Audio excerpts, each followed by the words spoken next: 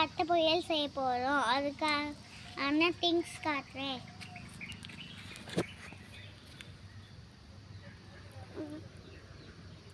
இப்போ ஆயில் சேர்த்துக்கிறேன். வாங்க ரத்த பொரியலுக்கு தேவையான பொருளை ஃபஸ்ட்டு கடுகு போட்டுக்கிறேன். நல்லா பொரியணும். பாருங்க சவுண்ட் எப்படி வருதுன்னு. அடுத்து உளுந்து போடுறேன். உளுந்து நல்லா செவக்கணும். அடுத்து ஆனியனும் சில்லியும் போட்டுக்கிறேன். அடுத்து கருவேப்பிலை போட்டுக்கிறேன்.